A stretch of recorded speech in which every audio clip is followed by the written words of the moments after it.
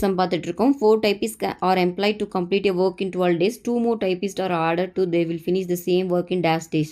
4 தட்டச்சர்கள் வந்து ஒரு வேலையை வந்து 12 நாட்களில் எடுத்துக்கொள்கிறாங்களாம். மேலும் 2 பேர் சேர்ந்தால் எத்தனை நாளில் முடிப்பாங்கன்னு கேட்குறாங்க. பர்சன் டேஸ் கொடுத்துருக்காங்க. கரெக்டாக ஃபஸ்ட்டு எவ்வளோ கொடுத்துருக்காங்க? 4 பேர் வந்து 12 நாட்களில் முடிக்கிறாங்க. இப்போ இன்னும் 2 பேரை சேர்த்துருக்காங்க. அப்போ 4 + 2 6. அப்போது எத்தனை நாட்கள்னு கேட்குறாங்க. ஸோ கண்டிப்பாக பர்சன் அதிகமான நாட்கள் கம்மியாக தான் செய்யும். அப்போ வந்து இது இன்வர்ஸ் ப்ரொப்போர்ஷன். கரெக்டாக எதிர் விகிதத்தில் நம்மளுக்கு தெரியும்.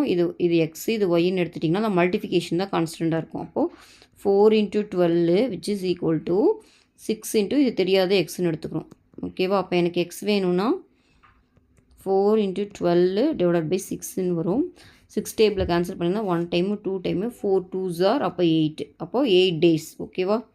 ஆன்சர் பார்த்தீங்கன்னா 8 days.